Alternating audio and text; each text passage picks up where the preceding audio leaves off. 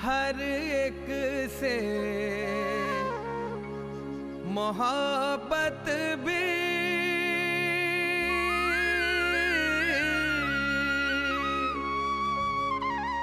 हर एक की खिदमत भी मैदान अदब का भी मैदान सियासत भी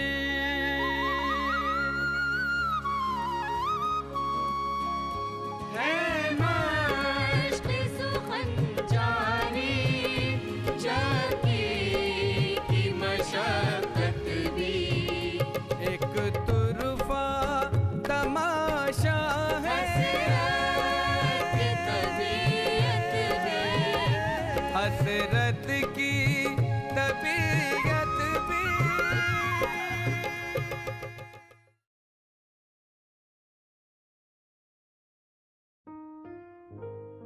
नाजरीन आदाब अर्ज है। मुझे आरिफ कहते हैं, एक मुकामी डिग्री कॉलेज में एसोसिएट प्रोफेसर हूं और साथ ही साथ शहर की एक ड्रामा सोसाइटी का प्रेसिडेंट भी। मुआफ कीजिए, आप और एक अजीम शख्स की रुदात के दरमियान मुखिल होता हूं। दरअसल इस गुस्ताखी से मकसूद आपसे यह अर्ज करना है कि इस टीवी सीरियल की भी एक कहानी है, गो कि इतनी पुरअसर और पुरमकसद नहीं जितनी के मौलाना हसरत मोहानी की, पर पुरलुत्फ जरूर है। मुख्तसरन ये कि ये टीवी सीरियल मंजरे आम पर ना आ पाता अगर एक रोज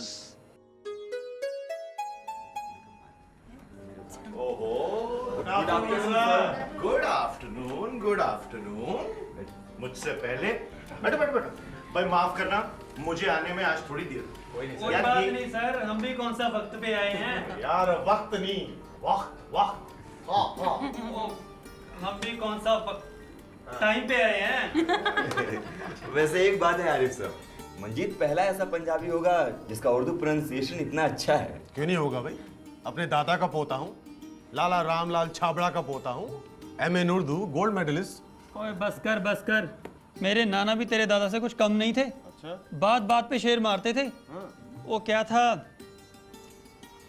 इब्ने कुछ कुछ हुआ करे कोई, मेरे दुख की दवाई करे कोई। वाह वाह इब्ने मरियम हुआ करे कोई, मेरे दुख की दवा करे कोई। दवाई दवाई हमें पिला दे दवाई। हाँ यार वही जो क्या भाई यार। अरे यार बस करो तुम दोनों।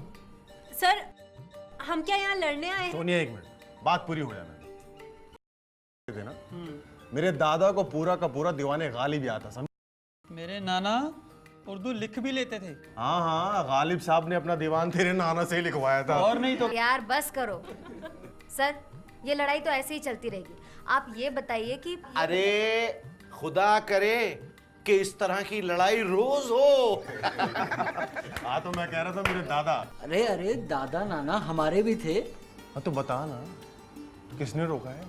सर मैं ये तो नहीं जानता कि मेरे दादा उर्दू जानते थे या नहीं, लेकिन इतना ज़रूर जानता हूँ कि मेरे मम्मी पापा में जब भी लड़ाई होती थी वो ये ज़रूर कहा करते थे, वो दिन हवा हुए जब पसीना गुलाब था।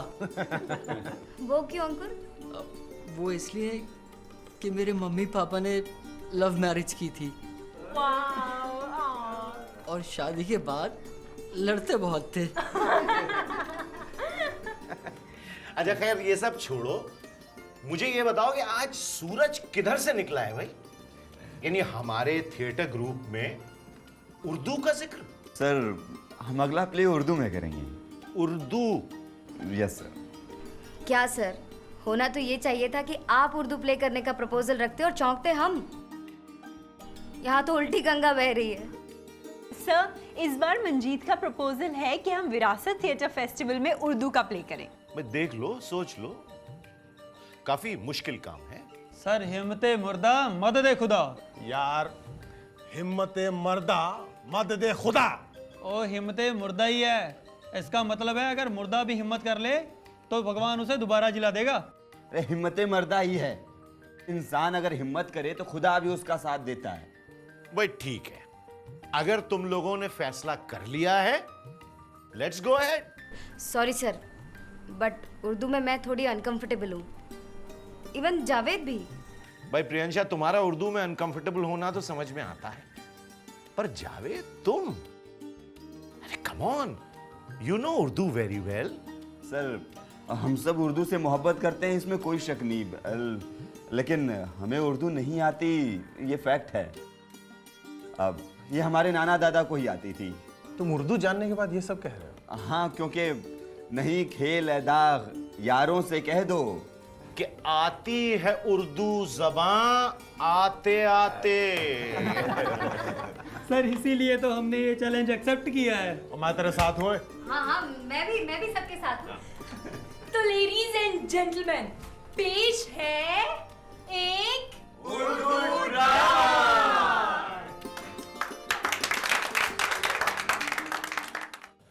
अब मसला यह पैदा हुआ कि उर्दू में कौन सा प्ले किया जाए। कोई पुराना प्ले जैसे इंद्र सभा, या फिर आगा हश्र कश्मीरी के उर्दू प्लेस, या मंटू के प्लेस, या मंटू पे ही क्यों ना एक नया प्ले किया जाए। लेकिन मंजीत साहब फरमा बैठे कि मंटू पे तो हर कोई प्ले कर रहा है, कोई नया प्ले कीजिए। और फिर सभी ने एक जबान होकर कहा, हाँ हाँ बिल्कुल बिल्कुल नया प्ले। फिर एक जोरदार बहस छिड़ गई कि अगर नया प्ले किया जाए तो किस सब्जेक्ट, किस मजमून पर, किसी बर्निंग इशू यानी किसी ज्वलंत समस्या पर। जावेद, आई थिंक हमें एक हिस्टोरिकल प्ले करना चाहिए। व्हाट डू यू से? Then Sonia, what do you think about doing Ramlila in Urdu? Not a bad idea. तो ये हम आइडिया डिस्कस करते हैं ऋषभ और मंजीत के साथ भी, Definitely. है ना? Definitely. यार प्रियंशा, मेरी बात सुन। मेरे ख्याल से रामलीला से अच्छी कृष्णलीला रहेगी, उसमें ड्रामा ज़्यादा है। बट यार, क्या उर्दू में हम लोग रामलीला या कृष्ण लीला कर सकेंगे? ये भी है। आई थिंक कोई और हिस्टोरिकल सब्जेक्ट उठाते हैं। ये 1857 के संग्राम पे एक उर्दू प्ले कैसा रहेगा? अरे भाई, उस वक्त तो उर्दू भाषा, कल्चर और पोएट्री अपने उरूज पर थी। क्या क्या क्या? किस पर थी? मेरे सर पर थी। तुम लोगों का कुछ नहीं हो सकता यार। अपने उरूज पर थी, मतलब हाइट पर थी, चरम सीमा पर थी। यार मंजीत देख, जो भी करना ना आसान उर्दू में करना, बोल चाल वाली उर्दू में। अरे तो चिंता ना कर। ओए नहीं यार, 1857 पे नहीं अंकुर, हम फ्रीडम मूवमेंट पे प्ले करते हैं। यार सब्जेक्ट तो ये भी बढ़िया है। ऋषभ, सोच प्ले का टाइटल कितना बढ़िया होगा। फ्रीडम मूवमेंट की कहानी उर्दू की जुबानी। वाह, फ्रीडम मूवमेंट की कहानी उर्दू की जुबानी। Dear all, instead of freedom movement, let's do a play on one of the freedom fighters, Gandhi ji, Sardar Patel, Jawaharlal Nehru, Maulana Azad.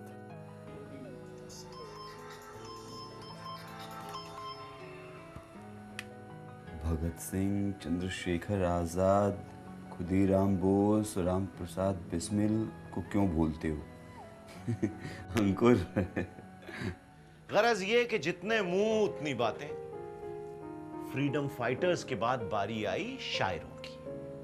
Kabir, रहीम, सूर, तुलसी, गालिब, इकबाल। शेक्सपियर क्या बुरा है?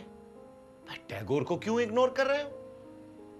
मैथिली शरण गुप्त या दिनकर या हरवंश राय बच्चन की जीवन गाथा उर्दू में। आइडिया, कोई मल्टी फेसेटेड पर्सनालिटी। हसरत मोहानी।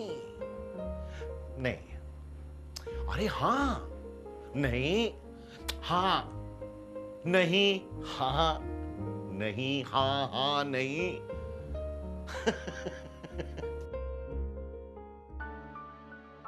यस, हसरत मोहानी पर ही प्ले होना चाहिए। What a multi faceted character, poet, journalist, freedom fighter end of course a communist. और साथ ही साथ इस्लामिक स्कॉलर भी। Man of actions, man of letters, man of commitments. तो decide हो गया, फाइनली हम हसरत मोहानी पर ही प्ले करेंगे। यस बिल्कुल बिल्कुल। अब तो आप समझ ही गए होंगे कि फैसला हुआ मौलाना हसरत मोहानी के हक में। वो इसलिए कि मौलाना, ठहरिए, बार बार मेरी दखलंदाजी आपकी तबीयत पर गिरा गुजरती होगी। अब जो भी है बाचश्म खुद मुलाहिजा फरमाइए। अल्लाहु अकबर, अल्लाहु अकबर, अल्लाहु अकबर, अल्लाहु अकबर। अशहदु अल्ला इलाहा इल्लल्लाह, अशहदु अल्ला इलाहा इल्लल्लाह, अशहदु अन्ना मुहम्मदर रसूलुल्लाह, अशहदु अन्ना मुहम्मदर रसूलुल्लाह। हय्या अला सलाह, हय्या अला सलाह, हय्या अल फलाह, हय्या अल फलाह। अल्लाहु अकबर, अल्लाहु अकबर, ला इलाहा इल्लल्लाह।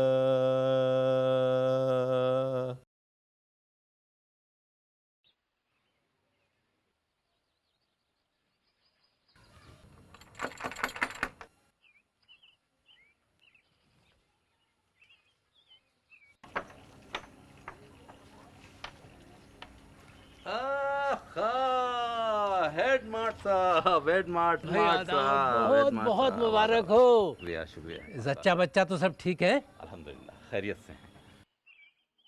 हिंदुस्तान के मुमताज़ मुजाहिद आज़ादी, सियासी रहनुमा, इश्तराकी, अदीब, सहाफ़ी, शायर और नक्काद मौलाना हसरत मोहानी गालिबन 1880 या 1881 में मौजूदा उत्तर प्रदेश के ज़िला उन्नाव के एक कस्बे मोहान में पैदा हुए। उत्तर प्रदेश की राजधानी और तारीख़ी शहर लखनऊ के नज़दीक वाक़ई यह कस्बा या नगर पंचायत कहिए, आज तमाम दुनिया में मौलाना हसरत मोहानी की जाए पैदाइश होने के सबब मशहूर व मारूफ है।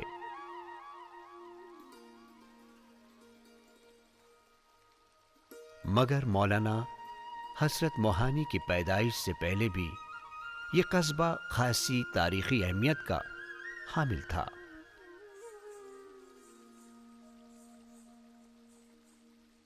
12वीं सदी ईस्वी से ही मोहान सूफियों, पीरों, आलिमों और शायरों का मस्कन रहा है।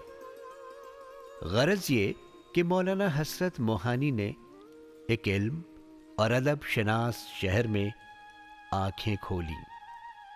मौलाना के वालिद का नाम सैयद अजहर हसन और वालिदा का नाम शहर बानो था। अजहर हसन और शहर बानो ने अपने इस बच्चे का नाम फजलुल हसन रखा। फजलुल हसन के घर का माहौल सख्त मजहबी था। सख्त मजहबी मतलब कट्टरपंथी? नहीं, ऐसा माहौल जो हर घर में होता है, पूजा पाठ, रोजा, नमाज वगैरह वगैरह। आगे बढ़ो जावेद। फजलुल हसन और उनके भाई बहन अपने ननिहाल मोहान में रहते थे। ननिहाल में क्यों? ओहो, सुनो तो सही, हर सेंटेंस में टोकना जरूरी है। तुम पढ़ो जावेद। फजलुल हसन के वालिद अपनी जायदाद के सिलसिले में मौजा खूटा जिला फतेहपुर में रहते थे। वेट वेट, व्हाट इज मौजा? क्या यार प्रियंशा, तुम मौजा नहीं जानती? मौजा मतलब जुराबें। और ऋषभ के बच्चे, अगर तू अच्छा एक्टर और सिंगर नहीं होता ना तो कब का इस प्रोजेक्ट से बाहर फेंक चुके थे तुझे। मौजा, जुराबें। मौजा मीन्स गांव। यार जावेद सीधा सीधा गाँव बोलना।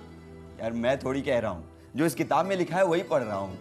अच्छा अच्छा, आगे पढ़ो जावेद। यार जिस वर्ड का मुझे मतलब समझ में नहीं आएगा वो तो मैं पूछूंगा ही ना यार। हाँ वैसे बात तो ठीक कह रहा है। ठीक है ठीक है ठीक है, आगे पढ़ता हूँ। फजलुल हसन के वालिद अपनी जायदाद के सिलसिले में मौजा खूटा जिला फतेहपुर में रहते थे। ये इसलिए कि उनका बचपन अपने ननिहाल के कुशादा मकान में गुजरा। कुशादा, अब वो क्या होता है? लंबा चौड़ा, यानी कि हजरत अपने ननिहाल में बड़े मकान में रहते थे। हाँ, तो इसलिए उनका बचपन अपने ननिहाल के कुशादा मकान में गुजरा। घर में अवधी बोली जाती थी। अवधी? ऐसे तो हम कुछ नहीं कर सकते। देखो, एक ग्राउंड रूल बना लेते हैं कि अगर कोई पढ़ रहा है तो कोई बोलेगा नहीं। अब जावेद शुरू करो, आगे पढ़ो। फजल जब कोई 5 बरस के हुए तो उनकी बिस्मिल्लाह की रस्म अदा की गई। बिस्मिल्लाह। या नबी सलाम अलैका, या रसूल सलाम अलैका, या हबीब सलाम अलैका, सलवातुल्लाह अलैका। रंज के मारों की सुन लो, मासियत कारों की सुन लो, अपने लाचारों की सुन लो, हम गुनहगारों की सुन लो। या नबी सलाम अलैका, या रसूल सलाम अलैका, या हबीब सलाम अलैका, सलवातुल्लाह अलैका।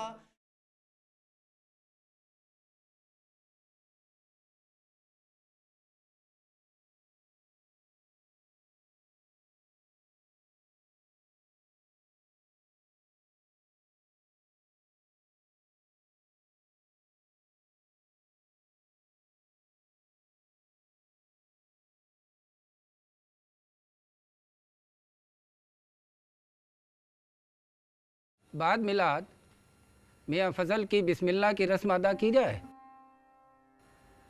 अब मैं हेड मार्ट साहब पंडित लक्ष्मी नारायण जी से गुजारिश करूंगा कि फजलू की बिस्मिल्लाह की रस्म अदा करें। नहीं साहब, मौलाना के होते हुए ये जुर्रत मैं कैसे करूं? लक्ष्मी नारायण जी, मुहान के सभी मुसलमान बच्चों की बिस्मिल्लाह तो आपके हाथों ही संपन्न होती है।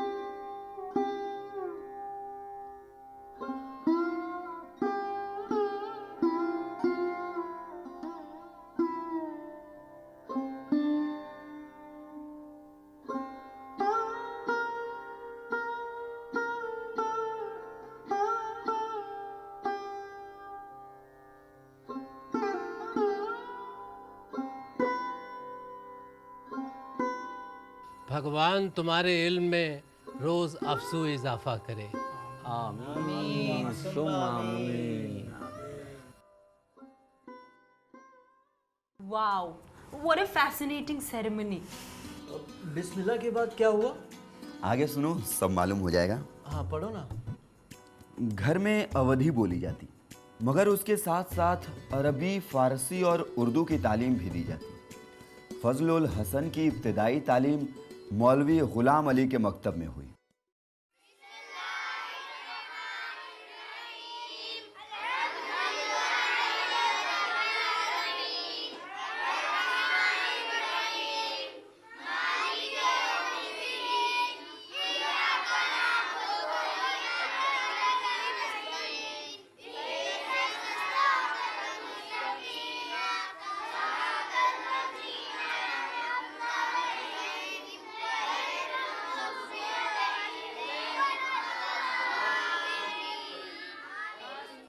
आमीन।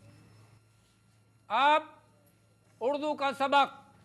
तेग की हिंदी अगर तलवार है, फारसी पगड़ी की भी दस्तार है।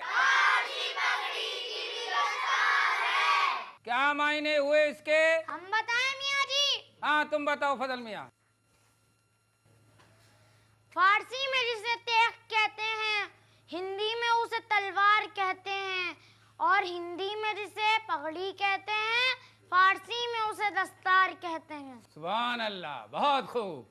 अब बाकी का सबक फजल मियाँ पढ़ेंगे और बाकी बच्चे उसे दोहराएंगे। हिंदी में अकरब का बिच्छू नाम है। हिंदी में अकरब का बिच्छू नाम है। फारसी में भौका अबरू नाम है। फारसी में भौका अबरू नाम है। बंदगी का हाँ इबादत नाम है। बंदगी का हाँ इबादत नाम है। नेक बख्ती का सआदत नाम है। नेक बख्ती का सआदत नाम है। पेशवाए दीन को कहते हैं इमाम। पेशवाए दीन को कहते हैं इमाम। वो रसूल अल्लाह का कायम मकाम। वो रसूल अल्लाह का है कायम मकाम। बहुत खूब, बैठ जाओ। फजल जो पढ़ रहे हैं वो कादिर नामा है। अजीम शायर मिर्ज़ा असदुल्लाह खां गालिब ने बच्चों के लिए एक फ़ारसी उर्दू डिक्शनरी लिखी थी, कादिर नामा मंजूम डिक्शनरी। फजल का बचपन में ही कादिर नामा यानी गालिब से वास्ता पड़ गया। फारसी में जिसे तेग कहते हैं, फारसी में जिसे तेग कहते हैं, उसे हिंदी में तलवार कहते हैं। उसे हिंदी में तलवार कहते हैं। और हिंदी में जिसे पगड़ी कहते हैं, और हिंदी में जिसे पगड़ी कहते हैं, फारसी में उसे दस्तार कहते हैं। फारसी में उसे दस्तार। इत्तलान अर्ज है कि हसरत मुहानी गालिब के पहले नक्काद थे। मिर्ज़ा गालिब अगर कुछ न लिखते, सिर्फ कादिरनामा ही लिखते तो भी बहुत मशहूर होते। मौलाना हसरत मोहानी अगर कुछ न होते, सिर्फ गालिब के नक्काद होते तो भी बहुत मशहूर होते। गर्ब पश्चिम और पूरब शर्क हैं, अब्र बादल और बिजली बर्क हैं। और क्या कहूं, बस मौलाना हसरत मोहानी की नजर एक शेर करता हूं और आपसे इजाजत चाहता हूं। यादगारे जमाना हैं हम लोग, याद रखना फसाना है हम लोग। खुदा हाफिज।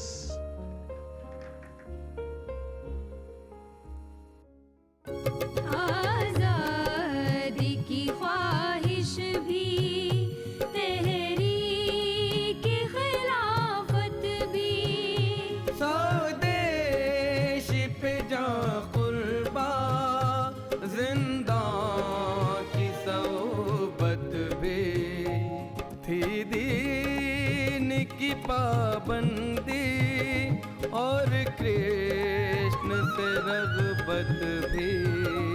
बंसी भी बजाते थे, करते थे तिलावत भी। एक तुरफा